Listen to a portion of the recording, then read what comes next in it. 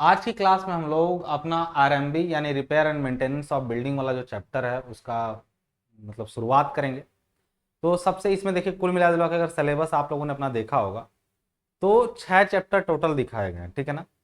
बिल्कुल थ्योरेटिकल है, कहा जाए कि सेल्फ स्टडी का मैटर था, ये बहुत ज़्यादा इसमें टीचर की ज़रूरत नहीं थी। अगर आप बुक की रीडिंग भी लगा लेंगे तो भी आप कर जाएंगे। थोड़ी समस्याएं ये हैं कि कई जगह पर किताबें जो हिंदी में हैं वो काफ़ी ज़्यादा हिंदी में दे दी गई हैं, मतलब बिल्कुल ही हिंदी में जो इंग्लिश वाले बच्चों को समझ में ना आए, ठीक है। और मैं मानता हूं कि इसमें किताब लिखने में थोड़ी सी कठिनाई की गई है भाषा में, लेकिन मैं चीज़ों को बताता चलूंगा आपको, जो इंग्लिश वाले लोग हैं उनको भी, जो हिंदी वाले लोग उनको भी हैं, ठीक है ना। बाकी आपकी मदद मैं दूसरे तरीके से करूंगा उसमें, जो प्रीवियस ईयर पेपर आपके बहुत ज़्यादा मदद करेंगे, ठीक है। हालांकि प्रीवियस ईयर पेपर में मॉडल पेपर है तो उनको हम लोग मिला जुला के कर लिया जाए। मुख्य बात मैं आपको क्या बताना चाहता हूं कि चैप्टर पहला जो है मेंटेनेंस, जिसमें हम लोग कहेंगे कि आपका शुरुआत है, इंट्रोडक्शन है उसका कि मेंटेनेंस ऑफ बिल्डिंग क्या है।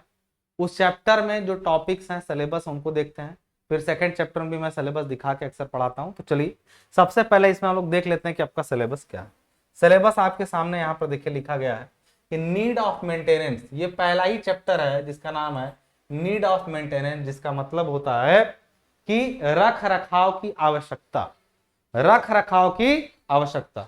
तो इसमें सबसे पहले हम लोग जो नीड है उसको समझिए क्या है। नीड ऑफ मेंटेनेंस चैप्टर का नाम है और उसमें क्या है देख लीजिए जरा। पहला topic, importance and significance of repair and maintenance of building, मतलब रिपेयर और मेंटेनेंस जो टॉपिक है, जो बात कही गई है, उसका क्या इंपॉर्टेंट है किसी बिल्डिंग के लिए, पहली चीज। मीनिंग ऑफ मेंटेनेंस, मेंटेनेंस यानी रख रखाव का मतलब क्या है। ऑब्जेक्टिव ऑफ मेंटेनेंस, उसका उद्देश्य क्या है। Factor influencing the repair and maintenance, यानी रिपेयर और मेंटेनेंस को प्रभावित करने वाले कारक। ये 4 टॉपिक है। ये इसमें लिखा नहीं है, लेकिन हम लोग इसमें एक दो टॉपिक अपने से भी पढ़ेंगे, जैसे कि हम लोग कह सकते हैं types of maintenance, types of maintenance भी हम लोग पढ़ेंगे इसमें, ठीक है। और इसके अलावा जो मेंटेनेंस की परिभाषा है, तो परिभाषा का मतलब मीनिंग ही कह सकते हैं आप। एक चीज मैं और आपको बताऊं, बहुत तकनीकी रूप से अभी सोचने वाली बात नहीं आई है। पुराना यदि आप बिल्डिंग कंस्ट्रक्शन और कंक्रीट टेक्नोलॉजी पढ़े हैं तो उससे मिलता जुलता इसका आप आंसर लिख सकते हैं, यदि आप किसी जगह पर कभी कंफ्यूज हो तो, ठीक है। क्योंकि आप इसको जानते पहले से हैं, बस थोड़ा सा फ्रेश करना है आपको, पहली चीज। दूसरी चीज, अगर बात करें इनमें तो एक आध चैप्टर में ऐसी बातें आ सकती हैं कि जिनमें थोड़ा सा समझने वाली बात आएगी। इसमें भी कुछ टॉपिक होंगे जो नए होंगे इसी चैप्टर में, बट ऐसा नहीं होगा कि उस पर दिमाग पे बहुत जोर पड़ेगा। तो परेशान मत होइए, पहले खाली इसको सुनना है। इसको कॉपी पेन बैठ, जैसे मैं बोलता हूं ना कि डीएसएस लगाइए कॉपी पेन के साथ, ये सब, इसमें ये सब की जरूरत नहीं है। आप आराम से सुन लीजिए लेक्चर को, उसके बाद नोट्स का रिवीजन कर लीजिए, दैट्स इट, खत्म हो गई बात। चलिए अब स्टार्ट करते हैं हम लोग इसमें कि क्या कहानी है इसकी, ठीक है ना। तो स्टार्ट करते हैं हम लोग, ठीक है। तो पहला क्या है, सबसे पहले नीड ऑफ मेंटेनेंस चैप्टर का नाम है, और उसमें हम लोग सबसे पहले नीड ऑफ मेंटेनेंस चैप्टर का नाम है, ठीक है ना। मैं ज्यादा बोलूंगा ही, इसमें लिखने वाली कोई ऐसी चीज नहीं है जिसको मैं लिख करके फॉर्मूला या डेराइवेशन वगैरह का। तो बोलने का ये अर्थ है सबसे पहले कि इसमें जो इंपॉर्टेंस, जो इंपॉर्टेंस क्या है इसका। यदि मैं पूछूं आपसे कि किसी बिल्डिंग में रखरखाव का क्या महत्व है या इंपॉर्टेंस है, तो आप क्या जवाब देंगे बताइए। लिखेंगे कि सर बहुत महत्व है। पहली बात कि बहुत महत्व है, क्या है। देखिए सबसे पहले उसके परिभाषा को अगर समझें कि रख रखाव का मतलब क्या होता है। कोई भी बिल्डिंग, और यहाँ पे रख रखाव शब्द का मतलब हम बिल्डिंग के लिए ही कर रहे हैं, ठीक है, बाकी चीजों के लिए नहीं। रख रखाव का मतलब यहां पर होता है कि किसी बिल्डिंग की लाभकारी आयु तक, मतलब जितनी उसकी एज है वहां तक वो वैसी ही परफॉर्मेंस दे जैसी वो शुरू में दे रही थी, ठीक है। शुरू में बिल्डिंग जिस स्थिति में थी उसी स्थिति में अपनी पूरी एज तक बनी रहे, इसके लिए रखरखाव बहुत ही महत्वपूर्ण है, ठीक है ना। महत्व इसका क्या है, फिर से सुन लीजिए। किसी भी बिल्डिंग के शुरुआती परफॉर्मेंस को, परफॉर्मेंस शब्द का मतलब होता है कि उसकी जो उसका जो आउटपुट है, उससे जो आपको फायदे मिल रहे हैं, उसकी जो गुणवत्ता है वो बनी रहे उसके सर्विस एज तक, इसी को कहते हैं। इसी को बनाए रखने के लिए जो हम उपाय करते हैं उनको मेंटेनेंस कहते हैं। बात समझ आ रही ना, रिपेयर और मेंटेनेंस। तो रिपेयर करके मेंटेन करने की क्रिया जो है किस लिए की जाती है, क्योंकि जो शुरुआती परफॉर्मेंस है वो लगातार क्या रहे, वो बनी रहे। रख रखाव ऐसा है कि इसको मतलब कुल मिला जुला करके एक समय बीतने के बाद भी वही उसी तरह से वो रहेगा जैसे वो पहले था। इसी को कहते हैं मेंटेनेंस या फिर रिपेयरिंग उसकी, ठीक है ना। मेंटेनेंस कहेंगे, repairing is the process of maintaining the building. मतलब रिपेयरिंग तो वह प्रक्रिया है जिसके द्वारा मेंटेन रहती है बिल्डिंग, ठीक है। तो ये इसका इंपॉर्टेंस हो गया। अब इंपॉर्टेंस के बाद यदि आपसे पूछता है कि इसकी परिभाषा क्या कही जाती है, कि मतलब परिभाषा भी मैं यही कहूंगा, परिभाषा कहिए या इसका महत्व कहिए, तो महत्व में परिभाषा छुपी हुई है। मतलब अगर आपसे देखिए, वैसे तो आपकी किताबों में अलग अलग बातें लिखी हुई मिल जाएंगी, लेकिन आपके एग्जाम में जब एक क्वेश्चन आएगा तो ये बोलेगा क्या कि किताब कौन सी पढ़े उससे देख के लिखो। ऐसा नहीं करना है आपको। आपको ये नहीं समझना है, आपको सिंपल सोचना है कि मेंटेनेंस आपके जब आया आपके सामने कि मेंटेनेंस का अर्थ समझाइए या इसका इंपॉर्टेंट बताइए, तो अर्थ तो आप ये बताएंगे जो मैंने पहले बोला, क्या कि इंपॉर्टेंस का मतलब होता है, मतलब इसका अर्थ क्या होता है, अर्थ होता है मेंटेनेंस का कि किसी बिल्डिंग की परफॉर्मेंस को उसकी लाभकारी आयु तक शुरुआत की दौर के अनुसार ही बनाए रखना उसका मेंटेनेंस कहलाता है।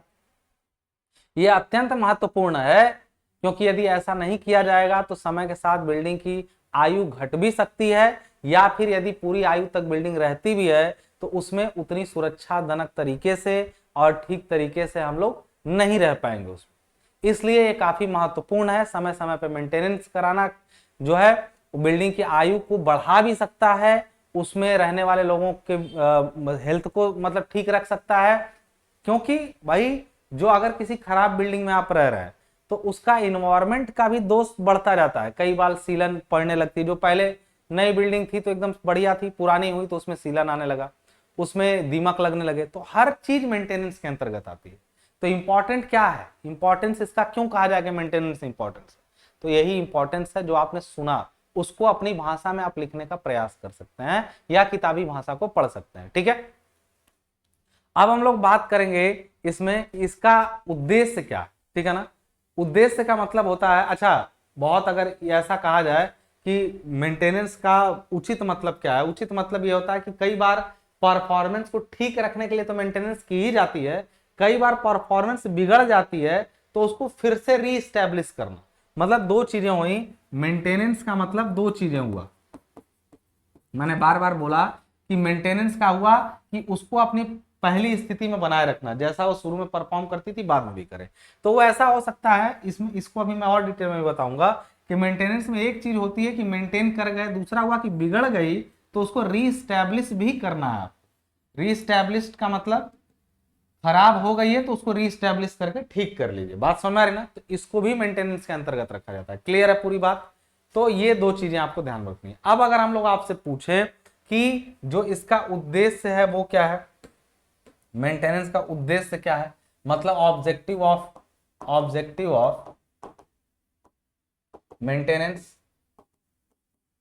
मेंटेनेंस वो परिभाषा और उसका क्या कहते हैं इंपॉर्टेंस, वो दोनों बता दिए। अब ऑब्जेक्टिव की तरफ बढ़ रहा है। कैसे, देखिए क्या क्या पूछा था। इंपॉर्टेंस है और मीनिंग है, दो चीजें आपसे पूछा है, दोनों हमने बता दिया। कहेंगे सर खत्म, हाँ इतना ही था। ऑब्जेक्टिव में भी ज्यादा नहीं है, मेन है आपको इसके टाइप पढ़ना, जो इसमें लिखा नहीं है उसमें ज्यादा समय लगेगा। बाकी ये सब खाली आपको इंट्रोडक्शन टाइप का दे दिया, फैक्टर वाले में थोड़ा सा टाइम लग सकता है, ठीक है ना।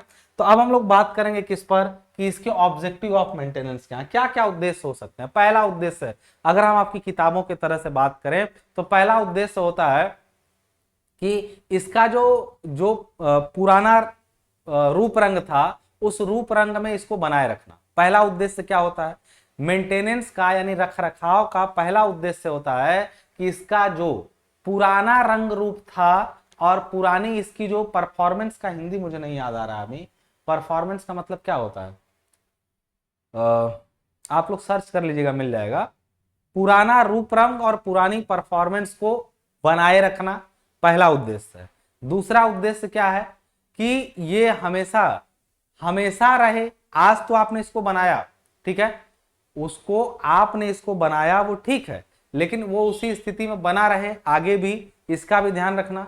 आगे की चीजें, तीसरी बात यदि हम लोग कर लें कि यदि इससे कोई काम लेना है आपको, ठीक है ना, मतलब ऐसा कोई है कि आप रख रखाव अगर किसी चीज का कर रहे हैं तो रख रखाव का उद्देश्य ये भी होता है कि यदि कोई इमरजेंसी, अच्छा रख रखाव में और रिपेयरिंग में, मेंटेनेंस और रिपेयरिंग में थोड़ा डिफरेंस है। रिपेयर किसी चीज को करने का मतलब हुआ उसको बनाना, उसमें कोई खराबी हुई है या वो टूट फूट गया उसको सुधारना। मेंटेनेंस का मतलब होता है कुछ भी हो सकता है कुछ ना करना पड़े, केवल आप जा करके सफाई कर दें और वो मेंटेन हो जाए। मेंटेन शब्द अपने आप में एक यूनिवर्सल वर्ड हो जाता है। तो रिपेयरिंग में थोड़ा सा तकनीकी बात हो गई, लेकिन मेंटेनेंस एक यूनिवर्सल वर्ड हो गया, ठीक है ना। तो मेंटेनेंस के अंदर रिपेयरिंग आ जाती है। मेंटेनेंस में रिपेयरिंग की भी जा सकती है, रिपेयरिंग नहीं भी की जा सकती है। केवल चीजों को ठीक जगह पे व्यवस्थित करना भी मेंटेनेंस कहा जा सकता है, ठीक है। तो मैं ये कहना चाहता हूं कि कोई भी इमरजेंसी रिपेयरिंग की जरूरत पड़े तो उसके लिए भी मेंटेनेंस का उद्देश्य मैं आपको बता रहा हूं। तो मेंटेनेंस का उद्देश्य पहला आपने सुना कि पुराना जो उसका परफॉर्मेंस और रूप रंग था उसको उसी रूप रंग में ले आना, उसी तरीके से ले आना। दूसरा, आगे के लिए भी उसको उसी रूप रंग और परफॉर्मेंस में बनाए रखना। तीसरा चीज हम लोग ये कह सकते हैं, कोई इमरजेंसी रिपेयरिंग की जरूरत हो तो उसके लिए भी तैयार रहना, ठीक है ना। इमरजेंसी रिपेयरिंग की जरूरत हो तो उसके लिए भी तैयार रहना। उसके साथ साथ मेंटेनेंस के अंतर्गत ये भी आता है कि मान लीजिए कोई बिल्डिंग या कोई चीज ऐसी है जो खराब होने पर, या बिल्डिंग ही नहीं मशीनें भी हो सकती हैं, खराब होने पर वो रुक जाएगी, ठीक है ना। तो उससे होने वाली जो नुकसान है, जैसे मान लीजिए किसी बिल्डिंग से किसी को रेंट मिल रहा था, ठीक है, रेंट पा रहा था, आराम से ऐश कर रहा था, मेंटेनेंस अगर नहीं किया उसने तो क्या होगा, एक टाइम पर ऐसा स्थिति आ जाएगा कि पहली तो बिल्डिंग गिर जाएगी, दूसरा उससे मिलने वाला रेंट, मतलब उसके पास एक बिल्डिंग थी वो भी नहीं है और एक मंथली पैसा आ रहा था वो भी नहीं। तो मेंटेनेंस से ये भी होता है कि जो प्रोडक्शन हो रहा था, प्रोडक्शन मतलब या फिर जो इनकम हो रही थी, उस इनकम को बनाए रखना भी उद्देश्य है मेंटेनेंस का। मेंटेनेंस का यह भी उद्देश्य होता है कि किसी भी मशीन से या किसी भी बिल्डिंग से जो इनकम हो रही है या जो फायदे हो रहे हैं उनको बनाए रखने का काम करना, ठीक है ना। उसके अलावा जितने भी किसी चीज को चलने फिरने, मेंटेनेंस का और उद्देश्य क्या हो सकता है, किसी भी मशीन का अगर मेंटेनेंस की बात किया जाए, देखिए मेंटेनेंस यूनिवर्सल वर्ड, केवल बिल्डिंग के लिए पढ़ने का जब बात करेंगे तब तो आ जाएगा repair and maintenance of building, लेकिन अभी मेंटेनेंस हम जनरलाइज फॉर्म में पढ़ रहे हैं। तो मेंटेनेंस का अगला और काम क्या हो सकता है, किसी भी मशीन वगैरह के लिए ऊर्जा की खपत को कम से कम रखना, मतलब मेंटेन करें। जैसे मान लीजिए आप ही का फैन है जो पहले कम बिजली खाता था, बिजली ज्यादा ले रहा है। मोबाइल है, पहले बैटरी कम कंज्यूम करती थी तो बैटरी अब ज्यादा कंज्यूम कर रही है। तो मेंटेन अगर करके रखा जाए चीजों को तो ऊर्जा की खपत पर भी लगाम लगाना एक उद्देश्य हो सकता है, ठीक है। दूसरा चीज मेंटेनेंस करने से, जैसे गाड़ी आपकी खराब हो गई, धुआं देने लगी, कोई दिक्कत नहीं है लेकिन इन्वायरमेंट तो खराब हो रहा ना, मेंटेनेंस का उद्देश्य इन्वायरमेंट की सुरक्षा करना भी होता है। मतलब ये 5-6 उद्देश्य यदि आप समझ लेते हैं और आप इसको समझ लेते हैं, लिखने पे क्या, याद आ गया तो लिख पाएंगे, नहीं आया तो नहीं लिख पाएंगे। तो ये 5-6 पॉइंट ऐसे हैं जिनको यदि आप तैयार कर लें तो आप इसके उद्देश्य को ठीक तरीके से डिफाइन कर सकते हैं, ठीक है। अब हम लोग बात करते हैं, एक चीज और जान लीजिए कि टाइप्स ऑफ मेंटेनेंस, मतलब मेंटेनेंस कितने टाइप के होते हैं, ठीक है ना। तो टाइप्स ऑफ मेंटेनेंस की जब बात करते हैं हम लोग, टाइप्स ऑफ मेंटेनेंस की टाइप्स, तो टाइप्स ऑफ मेंटेनेंस में जो होता है उसमें कई टाइप के मेंटेनेंस होते हैं, ठीक है ना। तो सबसे पहले आता है प्रिवेंटिव मेंटेनेंस। देखिए यही मैं आपको बोल रहा था, मुख्य यही बात थोड़ी सी बताने वाली थी। तो सबसे पहले आता है प्रिवेंटिव प्रिवेंटिव मेंटेनेंस। अभी मैं इसका मतलब आपको समझाता हूं, चिंता मत करिए, सबका मतलब समझाऊंगा। प्रिवेंटिव, दूसरा आपका प्रिवेंटिव का मतलब होता है निवारक, मतलब प्रिवेंटिव मतलब पहले ही, अभी समझाता हूं समझ में आ जाएगा। इसको बोलते हैं निवारक रख रखाव, निवारक रख रखाव, ठीक है। दूसरा जो होता है आपका वो आता है आपका प्रेडिक्टिव मेंटेनेंस। अभी सबका मतलब समझ में आ जाएगा। प्रेडिक्टिव मेंटेनेंस, प्रिडिक्ट करके, मतलब अभी चलिए अभी एक एक करके बात करेंगे। इसको बोलते हैं प्रेडिक्टिव का मतलब होता है पहले से पता होने वाला, इसका हिंदी तो एग्जैक्ट मुझे नहीं मालूम है। प्रेडिक्टिव, प्रेडिक्ट करके जो मेंटेनेंस की जाती है, मतलब इसको, इसका हिंदी मुझे मिलेगा तो मैं बता दूंगा। अगर मान लीजिए किसी चीज के बारे में आप पहले से अंदाजा लगा के देखते हैं कि खराब होने वाला है, मतलब समझा दूंगा, हिंदी ढूंढ लीजिएगा प्लीज, माफी चाहूंगा थोड़ा सा, इसका हिंदी मुझे ठीक से याद नहीं आ रहा है, ठीक है। तीसरा जो आपका हो सकता है वो होता है करेक्टिव मेंटेनेंस।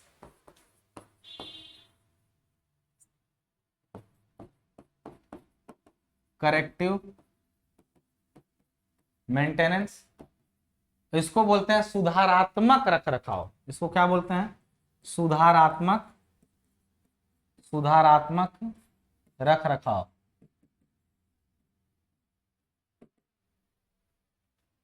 हाँ, प्रेडिक्टिव का ऐसे कह सकते हैं अनुमानित, वैसे बहुत अच्छा वर्ड नहीं है लेकिन चल जाएगा, अनुमानित रख रखाव, ठीक है ना, चल जाएगा। मैं ये कह रहा हूँ बहुत बढ़िया वर्ड नहीं है बट चल जाएगा, मैं अभी बता दूंगा आपको इसको।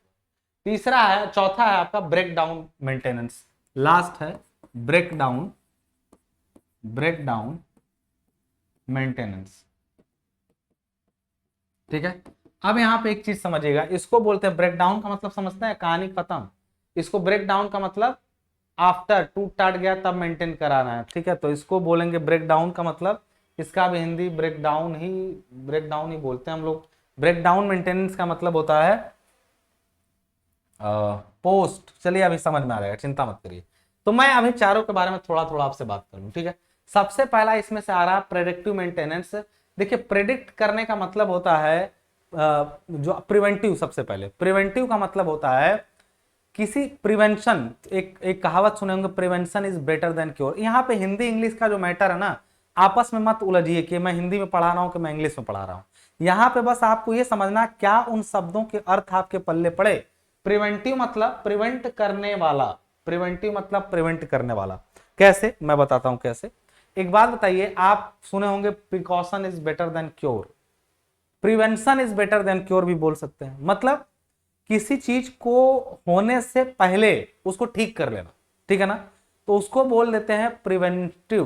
प्रिवेंटिव का मतलब होता है कि अगर हम लोग समय से मेंटेनेंस करते रहें बिना किसी दिक्कत के तो वो चीज चलती रहेगी।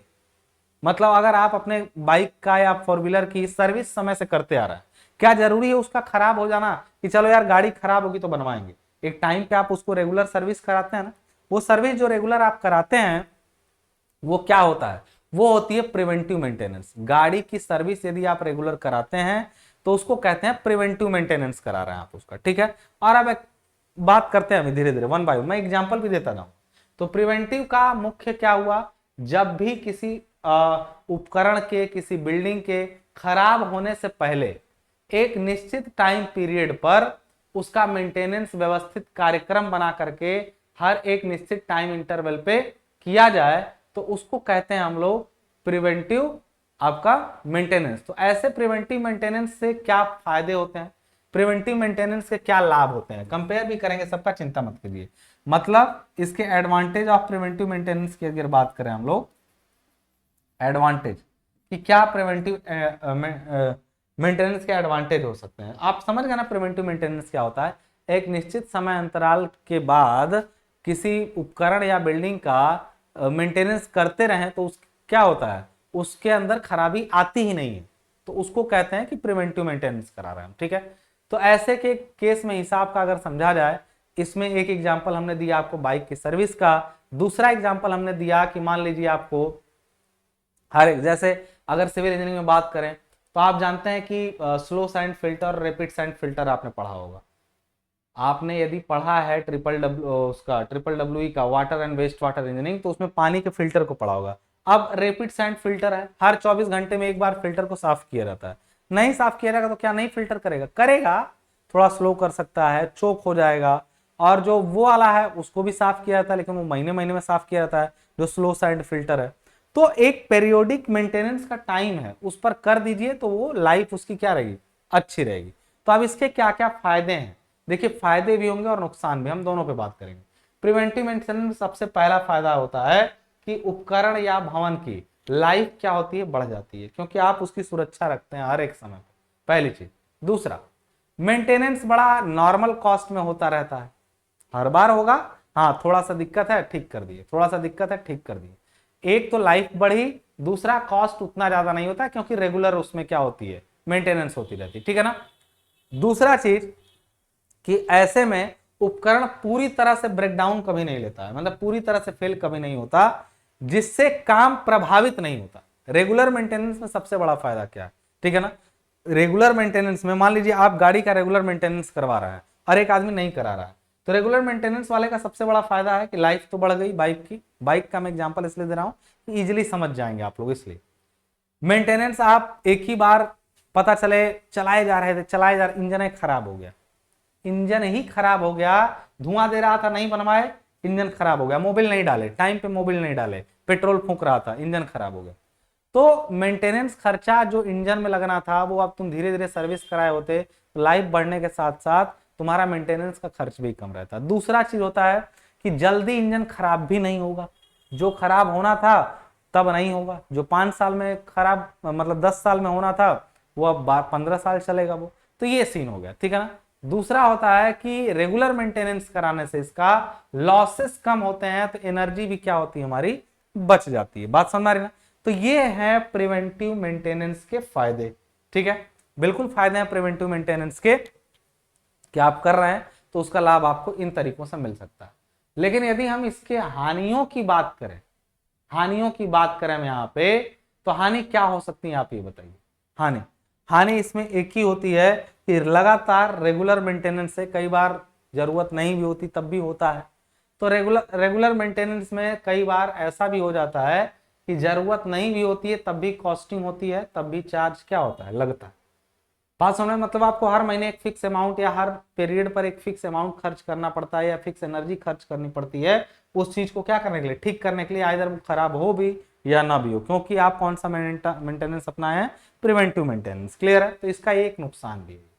अब दूसरा होता है, दूसरा वाला मेंटेनेंस क्या है आप ये बताइए, दूसरा मेंटेनेंस क्या है भाई, दूसरा है प्रेडिक्टिव मेंटेनेंस।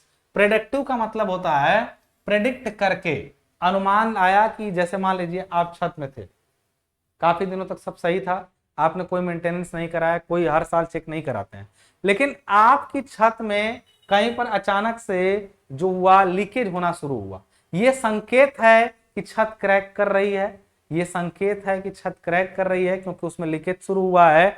तो प्रेडिक्शन हुआ, दिमाग में आया कि अब अगर मेंटेन नहीं कराते हैं, हम इतने दिनों से रुके हुए थे, कोई पीरियोडिक मेंटेनेंस नहीं हो रहा था, तो यदि अब हम नहीं इसको ठीक कराए तो हो सकता है हमें भारी नुकसान उठाना पड़े। तो हमने प्रेडिक्ट किया कि ये एक खराब सिचुएशन होने वाली है, तो उससे पहले उसका क्या कर लें हम लोग, निवारण कर लें, तो इसको बोलते हैं अनुमानित रखरखाव या प्रेडिक्टिव मेंटेनेंस, ठीक है ना। लाभ क्या हो सकते हैं ऊपर वाले की तुलना में, इसमें लाभ क्या है, रेगुलर मेंटेनेंस में भाई बार बार अमाउंट खर्च होता है, प्रेडिक्टिव यदि आप प्रेडिक्ट सही से कर रहे हैं तो प्रेडिक्टिव में आपका खर्चा थोड़ा क्या होता है, मेंटेनेंस का कम हो जाता है। दूसरा, प्रेडिक्टिव अगर कर रहे हैं तो आपको प्रेडिक्शन सही है, तो एकदम से छत गिर गई या मशीन बंद हो गई वैसी स्थिति नहीं आती है। प्रेडिक्टिव का मतलब होता है उसके खराब होने या ब्रेकडाउन होने से ठीक पहले उसको ठीक करा लेना, ठीक है, जिससे क्या होता है उसमें नुकसान की संभावना या प्रोडक्शन को खत्म होने की या प्रोडक्शन को रुक जाने की जो बात होती है वो क्या होती है, मतलब कम हो जाती है उस चांस को, ठीक है ना। तो दूसरा लाभ इसका हो गया, मेंटेनेंस कॉस्ट कम हुआ, दूसरा ब्रेकडाउन होने की वजह से बंद हो जाने का खतरा काम को कम हुआ। दूसरा, यदि आप प्रेडिक्शन ठीक कर लेते हैं तो आप समय भी बचा लेंगे, रेगुलर पैसे के साथ साथ रेगुलर मेंटेनेंस या फिर जो आपका प्रिवेंटिव मेंटेनेंस है उसमें खर्चा और समय दोनों लगता है, उन दोनों को आप बचा सकते हैं, ठीक है ना। दूसरा, इसमें भी अगर आप प्रेडिक्शन ठीक से कर रहे हैं तो प्लानिंग के साथ काम करके आप किसी बड़े ब्रेकडाउन को या बड़े खतरे से क्या कर सकते हैं, रोक देते हैं, ठीक है ना। ये सब हुआ। और दूसरा, इसमें भी ब्रेकडाउन नहीं होता है क्योंकि हम ब्रेकडाउन होने से पहले ही प्रेडिक्शन कर लेते हैं, तो उसका भी खर्चा क्या होता है, बच जाता है। तो ये आपका पूरा का पूरा हो गया प्रेडिक्टिव के बारे में, बात समझ, जिसमें आप प्रेडिक्ट करके काम करते हैं। तीसरा आपका कहता है कौन सा, करेक्टिव मेंटेनेंस। करेक्टिव मेंटेनेंस क्या होता है, अब ये सुधारात्मक है। सुधारात्मक का मतलब होता है कि जैसे आपका मान लीजिए कोई घटना हुई, ठीक है ना, मान लीजिए कोई ऐसा घटना हुआ या कोई टूट फूट हुई जिसका आपको अंदाजा नहीं था, ना आप उसका रेगुलर मेंटेनेंस करवा रहे थे, ना उसका आप प्रेडिक्शन कर पाए, लेकिन ऐसे कि ऐसी स्थिति देखें कि ब्रेकडाउन हुआ, उसको मेंटेन कराने से पहले आपने सोचा कि इसका मेंटेनेंस ऐसा हो कि दोबारा समस्या इसमें ये वाली आए ही। बात समझ रहे हैं ना। तो करेक्टिव का मतलब होता है कि जब भी कोई ब्रेकडाउन होता है या मशीन बंद होती है तो उसका मेंटेनेंस करना पड़ेगा, ठीक है करेंगे, लेकिन हम उसका रूट कॉज ढूंढेंगे कि ये दिक्कत इसमें कहां से आई, उसको ढूंढ करके उस प्रॉब्लम को और क्या करेंगे, उसको ठीक करेंगे ताकि दोबारा वो प्रॉब्लम ना आए, यानी करेक्ट करेंगे, उसको करेक्ट करेंगे, तो उसको बोलते हैं करेक्टिव मेंटेनेंस। यानी ऐसा मेंटेनेंस, देखिए जैसे गाड़ी आप सर्विस कर रहे हैं, दोबारा नहीं खराब होगा, अरे वो तो होगा ही, लेकिन उसको आप उसमें करेक्टिव मेंटेनेंस नहीं कर सकते हैं। लेकिन यदि ब्रेक शू बहुत जल्दी जल्दी घिस जा रहा है तो आप ये क्यों नहीं सोचे कि यार ठीक है मैं कर रहा हूं, ब्रेक शू बहुत जल्दी है, तो इसका मेंटेनेंस ऐसा करूं कि रूट कॉज ढूंढूं कि जल्दी क्यों खराब हो रहा है, जल्दी खराब हो रहा है, कहीं हम ब्रेक शू बदलवा रहे हैं, कहीं ड्रम तो ही नहीं कट गया है, ब्रेक शू बदलवा रहे हैं कहीं ड्रम तो नहीं कट गया है। तो रूट कॉज ढूंढना मेंटेनेंस करते समय, ताकि वो समस्या जो आई है वो आगे आए ही ना, तो उसको कहते हैं हम लोग क्या, करेक्टिव मेंटेनेंस, यानी मेंटेनेंस के दौरान चीजों को बिल्कुल करेक्ट कर देना। इसका सबसे बड़ा लाभ क्या है, इसमें समस्या का जो कारण है ना वो ढूंढ लिया जाता है, जिससे उसके दोबारा होने के चांस कम हो जाते हैं, पहला लाभ होता है। दूसरा, अब एक समस्या मिल गई, ठीक है ना, उसको अगर ठीक से समझ लिया गया, उस पर ध्यान दे दिया गया, तो फिर वो ब्रेकडाउन को भी रोकेगा, ठीक है। और दूसरा चीज इसमें फायदा है कि इसमें समस्या स्पष्ट दिखती है और उसी पर काम करना रहता है, आगे पीछे अंधेरे में तीर नहीं मारना रहता है, फिक्स टारगेट रहता है कि ये समस्या आई है, इसको करेक्ट करना है। तो करेक्टिव मेंटेनेंस के अंदर बहुत सारी प्रॉब्लम पे फोकस नहीं रहता है, बल्कि केवल एक समस्या पे होता है, ठीक है ना। दूसरा, इकोनॉमिकल भी है, क्योंकि इसमें एक ही प्रॉब्लम रख करके उसी पर क्या किया जाता है, काम किया जाता है, बाकी नहीं कि कई प्रॉब्लम पर एक साथ, तो ये इकोनॉमी भी इसकी ठीक हो जाती है। लास्ट क्या होगा, ब्रेक डाउन मेंटेनेंस, नाम से ही क्लियर है, कोई चीज टूट गई उसको मेंटेन करिए।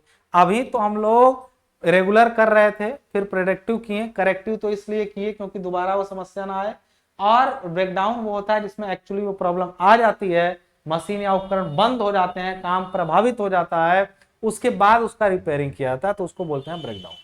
मतलब सिंपल अगर हम लोग बोलें कि ब्रेकडाउन क्या होता है, कि जब भी कोई उपकरण किसी समस्या की वजह से या किसी बिल्डिंग में किसी गड़बड़ी की वजह से वो पूरी तरह से कार्य क्षमता उसकी खत्म हो जाती है, तो उसको कहते हैं कि अब उसको बनवाने को कहते हैं ब्रेकडाउन मेंटेनेंस करना, ठीक है ना। अब ये इसके लाभ क्या क्या है, ठीक है ना, इसके लाभ क्या क्या होते हैं, इसके लाभ होते हैं, मैंने उनके एग्जाम्पल भी दिए थे कि आपका प्रिवेंटिव और आपका प्रोडक्टिव दोनों में क्या एग्जाम्पल था, मैंने दिया था कि वो कहाँ कहाँ हो सकता है। ब्रेकडाउन में हम लोग एक चीज जानते हैं कि ब्रेकडाउन में, अब इसमें लाभ की अगर बात करें कि ब्रेकडाउन वाले में लाभ क्या क्या हो रहा है, तो जान लीजिए कि उसमें क्या होता है कि बहुत सजग रहना पड़ता है, किसमें, प्रिवेंटिव में और प्रोडक्टिव में। क्यों, रेगुलर समय पर मेंटेनेंस होना चाहिए। दूसरा होता है प्रिवेंटिव में कि प्रोडक्टिव में कि आपको प्रॉब्लम का पता चला, आपको सजग रहने की जरूरत है। ब्रेकडाउन में क्या है, चलो टूटेगा तो बनेगा, टूटेगा तो बनेगा, मतलब इसमें बहुत ज्यादा आपको जागरूकता की जरूरत नहीं है, ठीक है ना। दूसरा, ब्रेकडाउन जब होता है इसमें, तो ब्रेकडाउन, एक चीज जान लीजिएगा, ब्रेकडाउन का मतलब बार बार समझ रहे हैं, ब्रेक डाउन का मतलब होता है काम का ठप हो जाना, उसको बोलते हैं ब्रेकडाउन, ठीक है ना। तो ब्रेकडाउन के दौरान मशीन बंद रहती है, तो उस समय इसका मेंटेनेंस करना आसान होता है। जैसे बाकी ऐसे काम है, मशीनें चल रही हैं लेकिन चलते समय रेगुलर उस पर क्या हो रहा है, मेंटेनेंस भी उसका हो जा रहा है। लेकिन यदि हम लोग बात करें ब्रेकडाउन मेंटेनेंस की, तो ब्रेकडाउन के दौरान उपकरण या मशीन पूरी तरह से क्या होती है, बंद हो जाती है, तो मेंटेनेंस करना आसान हो जाता है और इजी हो जाता है, ठीक है। तो ये थे इसके लाभ, ठीक है।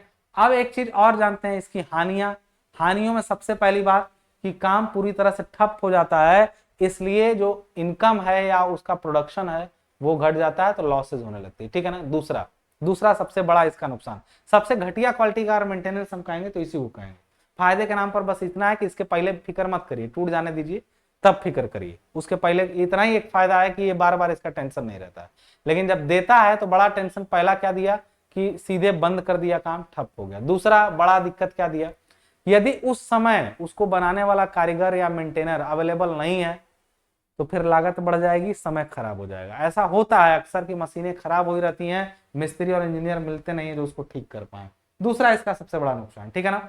दूसरा होता है कि जब मेंटेनेंस का, ब्रेकडाउन मेंटेनेंस होता है, तो एक दबाव बन जाता है जल्दी से उसको मेंटेन करने का, जिससे मेंटेनेंस ठीक तरह से अच्छी क्वालिटी का नहीं हो पाता है, और साथ साथ उसके दौरान एक्सीडेंट्स के चांसेस भी बढ़ जाते हैं क्योंकि काम जल्दीबाजी में हो रहा होता है। तो ये चारों तरह के मेंटेनेंस थे और उन मेंटेनेंस के फायदे और नुकसान थे, ठीक है ना। ये चारों के बारे में जो मैंने बोला वो आपको लिखना है अपनी कॉपी में अपनी भाषा में, ठीक है।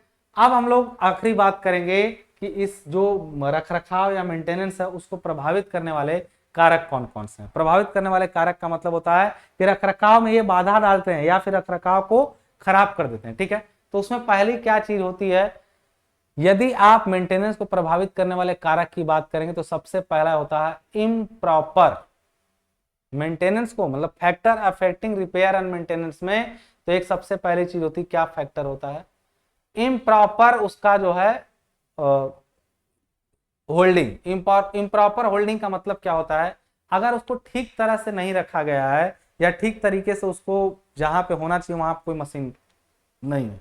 मान लीजिए आप पीरियोडिक मेंटेनेंस चाहते हैं या फिर आप मेंटेनेंस चाहते हैं, लेकिन मेंटेनेंस आपका प्रभावित हो जाएगा। किस कारण से वो प्रभावित हो सकता है, वो हो सकता है इस कारण से प्रभावित हो जाए कि आपने उसको ठीक तरीके से नहीं रखा, ठीक है ना।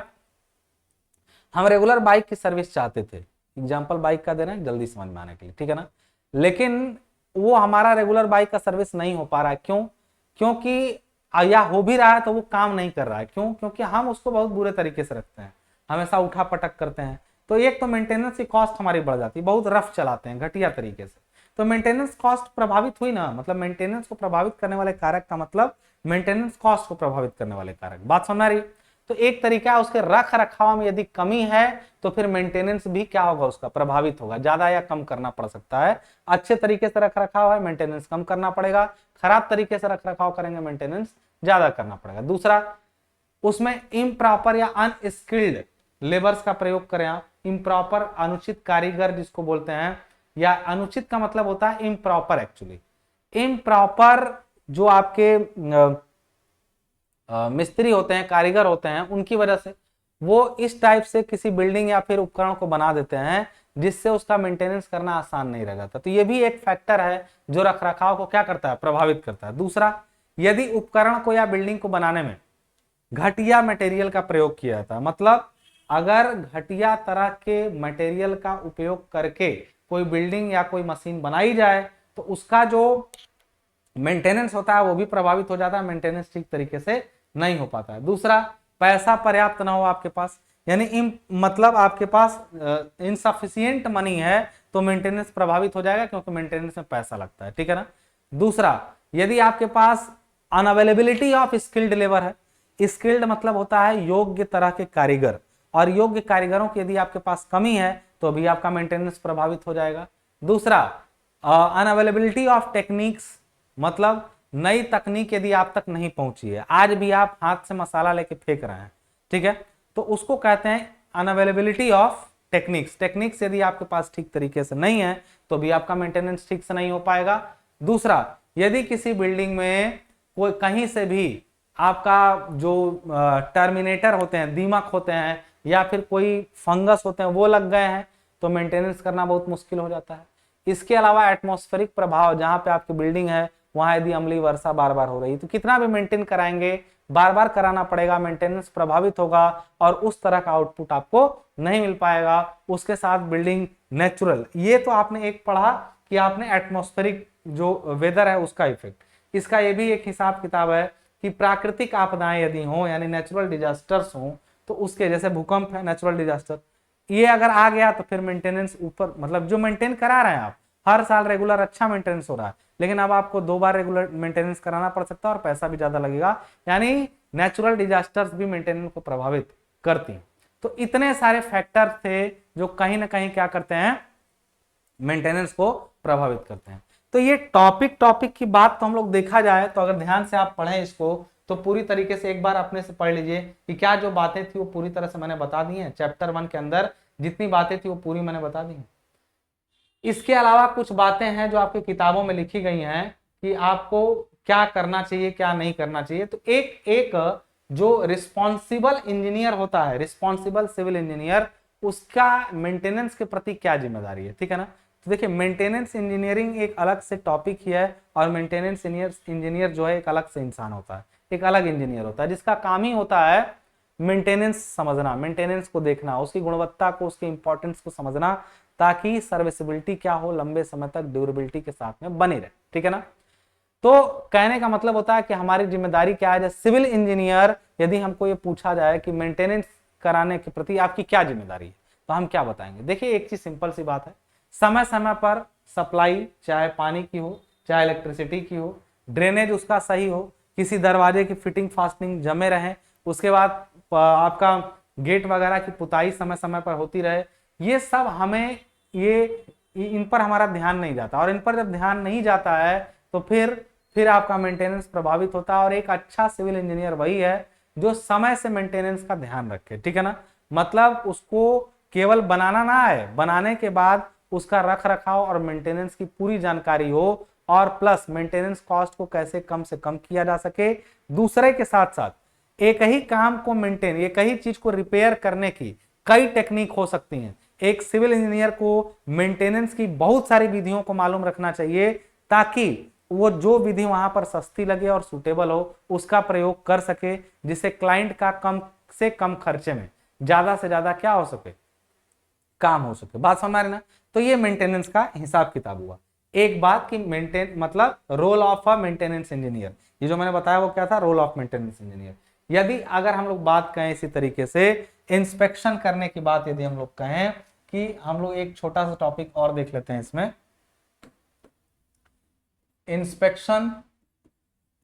Inspection of buildings.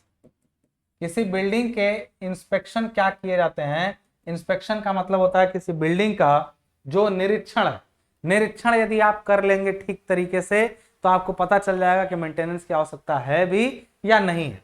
तो इंस्पेक्शन करने के लिए किसी बिल्डिंग का मुख्य रूप से 3 समय होता है। 3 मुख्य ऐसे समय होते हैं जिस समय आपको अपनी बिल्डिंग का निश्चित रूप से एक बार अवलोकन यानी इंस्पेक्शन करना चाहिए कि वेदर इट नीड्स मेंटेनेंस और नॉट। क्लियर है बात यहाँ पे।